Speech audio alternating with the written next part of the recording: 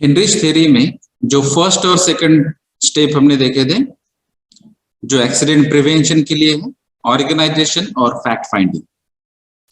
तीसरा स्टेप है इसमें एनालिसिस ऑफ द फैक्ट। तो इसके पहले ही हमने डिस्कस किया है कि जो भी एक्सीडेंट हुआ है, अगर उसका डिटेल एनालिसिस आप करते हैं तो उसमें सबसे अहमियत इस बात को देनी चाहिए कि फैक्ट क्या है,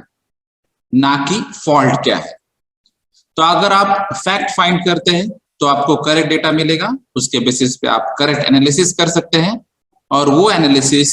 जो है उसके बेसिस पे आप प्रिकॉशनरी मेजर्स या प्रिवेंशन मेजर ले सकते हैं। अभी ये जो बातें करनी है यानी कि फैक्ट फाइंडिंग की या एनालिसिस की, तो उसके लिए जो मेंबर्स काम करेंगे, वो कमेटी मेंबर जो काम करेंगे, उनको पास्ट एक्सपीरियंस चाहिए, वर्क एक्सपीरियंस अच्छा चाहिए, और जो भी सर्वे या इंस्पेक्शन आप करने वाले हैं उसके रिलेटेड या फिर जो भी एक्टिविटीज ऑलरेडी हो चुकी है उसके रिलेटेड जजमेंट आपको क्लियर आना चाहिए। अभी इस बारे में एनालिसिस करने के पहले आपको अलग अलग जो पर्सन्स है यानी कि विटनेसेस या जो विक्टिम है या फिर जो सुपरवाइजर से, मैनेजर से, ऑब्जर्वर है, उनको भी आपको कुछ ना कुछ कम्युनिकेट करना पड़ेगा, उनसे भी कुछ इंफॉर्मेशन लेनी पड़ेगी। तो उसके लिए भी एग्जैक्ट क्या क्वेश्चंस पूछने चाहिए जिसकी वजह से फैक्ट बाहर आ सके, इसके लिए भी आपको एक पर्टिकुलर एक्सपीरियंस चाहिए। अभी इसमें आपको आइडेंटिफाई क्या क्या करना है, तो उसमें डायरेक्ट कॉजेस आप आइडेंटिफाई कर सकते हैं, सब कॉजेस आइडेंटिफाई कर सकते हैं, मेजर कॉजेस क्या है वो आइडेंटिफाई कर सकते हैं,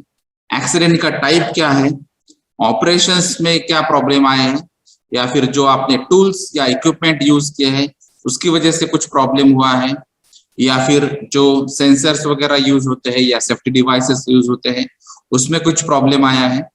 और ये जो एक्सीडेंट है इसकी फ्रीक्वेंसी कितनी है, यानी कि इसके पहले भी ये एक्सीडेंट हुआ है या नहीं, अगर हुआ है तो 1 साल में, 2 साल में, 5 साल में, 10 साल में आपको हिस्ट्री भी चेक करनी पड़ेगी कि इसकी फ्रीक्वेंसी क्या है। उसके अलावा उसकी सिवियरिटी क्या है, यानी कि ये माइनर इंजुरी सिर्फ कंक्लूजन है, रिजल्ट है इसका, या फिर मेजर इंजुरीज है, या फिर परमानेंट डिसेबिलिटीज है, या फैटलिटी केस यानी कि डेथ केस है, या प्रॉपर्टी डैमेज केस है। ये सभी बातें आपको यहाँ पे ऑब्जर्व करना पड़ेगी। उसके अलावा ये एक्सीडेंट का लोकेशन क्या है, और ये आपके ओवरऑल बॉडी पे अगर इंजुरी हो चुकी है तो वो बॉडी पे भी कहाँ पर इंजुरी हो चुकी है, तो ये भी बातें आपको यहाँ पे नोट डाउन करना पड़ेगी। उसके अलावा अगर कुछ ऑक्यूपेशनल डिसीजेस का इश्यू है, जैसे कुछ केमिकल जो है, केमिकल रिलेटेड अगर इश्यूज होंगे तो उसकी वजह से कुछ डिसीजेस भी पॉसिबल है, जैसे एस्बेस्टॉस की वजह से एस्बेस्टोसिस, या सिलिका की वजह से सिलिकोसिस, या फिर अगर लंग्स ओरिएंटेड कुछ डिसीजेस हो सकते हैं तो उसको हम कहते हैं नॉर्मली न्यूमोकोनोसिस, यानी कि लंग रिलेटेड डिसीजेस। तो ये भी आपको सर्च करना पड़ेगा, यहाँ पे फैक्ट फाइंड करनी पड़ेगी कि किस केमिकल्स की वजह से, किस इक्विपमेंट की वजह से, किस ऑपरेशन की वजह से, या कोई भी अनसेफ कंडीशन या अनसेफ एक्ट की वजह से ये एक्चुअली एक्सीडेंट हो चुका है।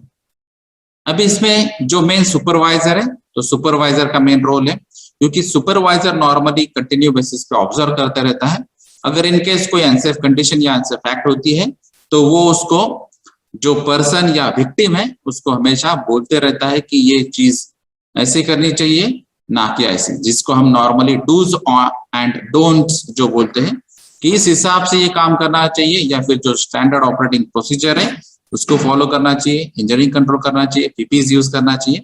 तो ये सब बातें सुपरवाइजर ने ऑलरेडी अगर बोली होगी और फिर भी अगर उन्होंने फॉलो नहीं किया होगा तो उनको तुरंत पता चल जाएगा, इसलिए सुपरवाइजर का रिपोर्ट और सुपरवाइजर का जो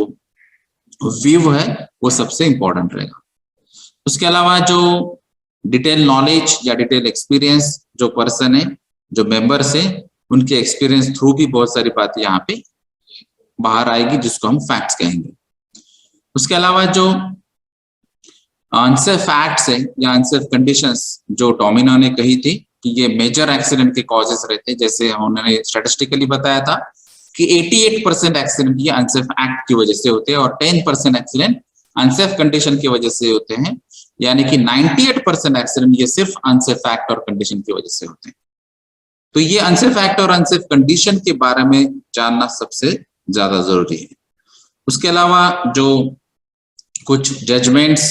जिसको हम रैशनल जजमेंट कहते हैं, या फिर जो विटनेसेस है या जो पर्सन्स उसमें इन्वॉल्व है या जिन पे इम्पैक्ट हुआ है एक्सीडेंट की वजह से, उनके फैक्ट जानना भी बहुत जरूरी है कि रियल एक्सीडेंट कैसे हुआ है, और रियल एक्सीडेंट रिपोर्टिंग और ट्रू कॉजेशन अगर अच्छी तरह से स्टडी हुई तो ही आप प्रिवेंशन मेजर अच्छी तरह से कर सकते हैं।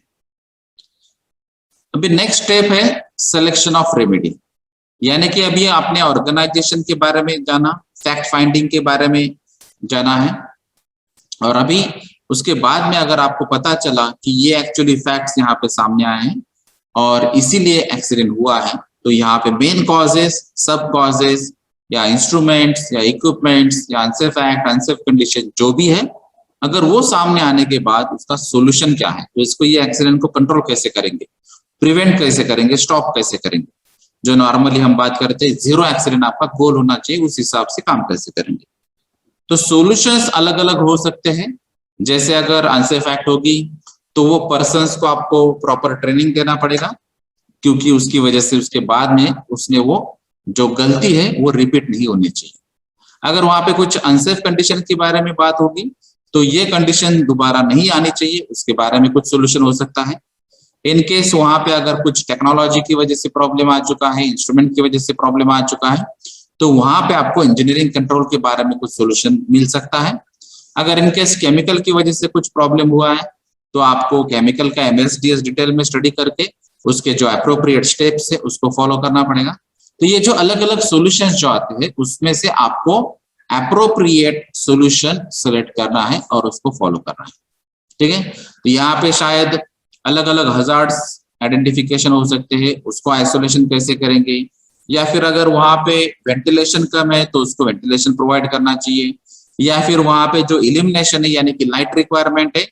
वो शायद कम होगी और जिसकी वजह से उसको दिखाई दिया नहीं और उसकी वजह से भी एक्सीडेंट हो सकता है, या फिर कुछ कलर कॉन्ट्रास्ट के भी इश्यूज हो सकते हैं। जैसे नॉर्मली हम व्हाइट कलर सरफेसेस या वॉल्स को देते हैं जिसकी वजह से रिफ्लेक्शन अच्छा हो सकता है और जो मेन हीट है टेम्परेचर भी उसमें कंट्रोल हो सकता है। लेकिन अगर आपने डार्क कलर यूज किए तो वहां पर लाइट ऑफ सोर्स जो है वो सफिशिएंट अमाउंट में रहने के बावजूद मैक्सिमम लाइट अगर वो डार्क कलर एब्जॉर्ब करता है तो उसकी वजह से भी प्रॉब्लम हो सकता है। तो ऐसे बहुत सारे प्रॉब्लम्स हैं जो आपको यहाँ पे अलग अलग प्रॉब्लम्स दिखने के बाद आपको सॉल्यूशंस निकालने हैं, और ये जो सॉल्यूशंस है उसमें भी अप्रोप्रिएट सॉल्यूशंस आपको सेलेक्ट करना है और फिर बाद में उसको फॉलो करना है। तो उसमें कुछ अगर अनसेफ एक्ट और कुछ कंडीशंस के बारे में होगा तो शायद कुछ इंस्ट्रक्शंस मैनुअल वहां पे हेल्प कर सकते हैं, या फिर कुछ ट्रेनिंग हो सकती है। जैसे नॉर्मली अगर अनएक्सपीरियंस पर्सन को अगर आपने काम लगा लिया और वहां पे एक्सीडेंट हुआ है तो जो इंडक्शन ट्रेनिंग होती है या फिर एक्सपर्टाइज ट्रेनिंग होती है, लोटो के लिए ट्रेनिंग होती है, फायर एक्सटिंग्विशर के लिए मॉक ड्रिल्स होते हैं, इमरजेंसी के लिए कुछ मॉक ड्रिल होती है, या फिर कुछ क्लासरूम ट्रेनिंग हो सकती है, वीडियो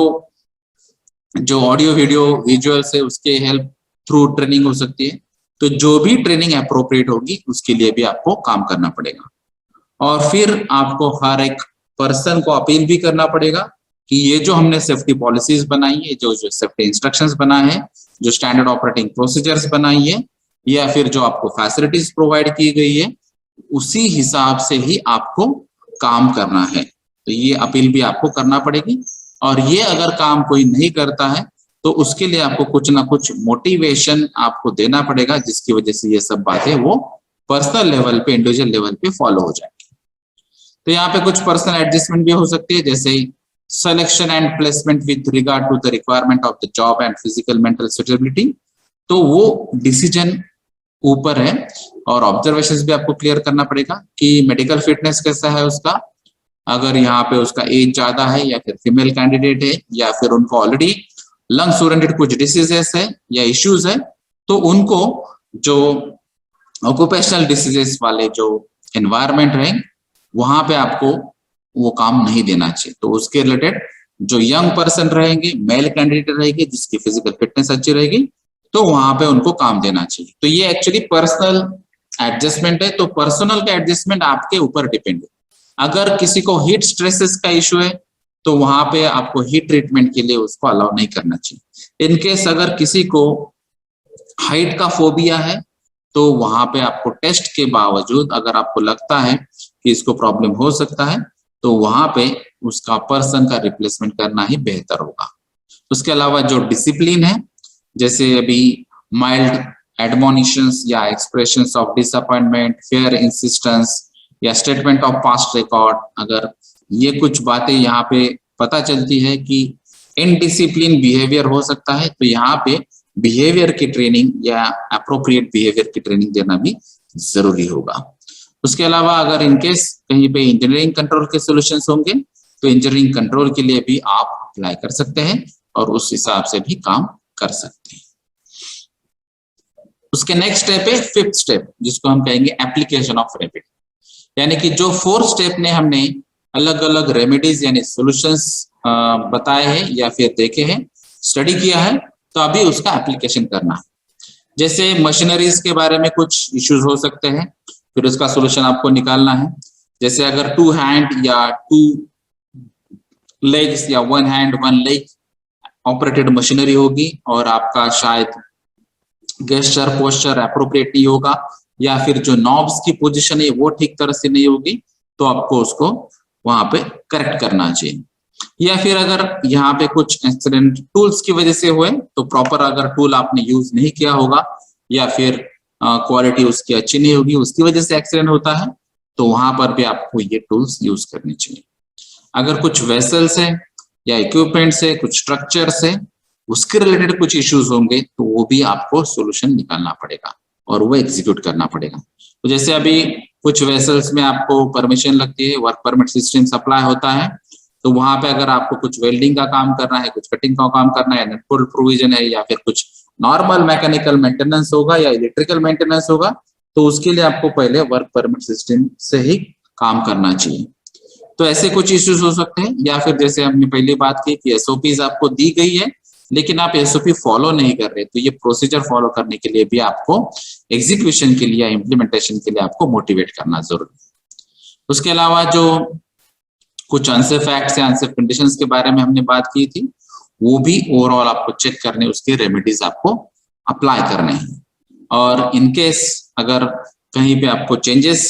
चाहिए ऑफिसर्स में या इंजीनियर्स में या सुपरवाइजर्स में, शायद उनका कंट्रोल नहीं होता है या फिर उनके जो गाइडलाइंस है वो फॉलो नहीं होते हैं, तो वहां पर भी आप चेंज कर सकते हैं। अगर पर्सनल लेवल पे कुछ इशू होगा, जैसे पर्सनल परफॉर्मेंस नॉर्मली हम एनुअली चेक करते हैं, अगर उसमें भी कुछ फाइंडिंग्स होंगे तो वो फाइंडिंग्स भी आपको करेक्ट करनी है, मॉडिफाई करनी है। जैसे कुछ इंस्ट्रक्शन थ्रू भी कर सकते हैं आप, कुछ ट्रेनिंग थ्रू भी कर सकते हैं, कुछ कॉशनरी मेजर्स भी ले सकते हैं,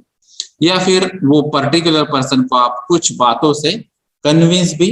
कर सकते हैं। तो यहाँ पे आपको वो पर्सन को या फिर इंडिविजुअल लेवल पे आपको अपील करना पड़ेगा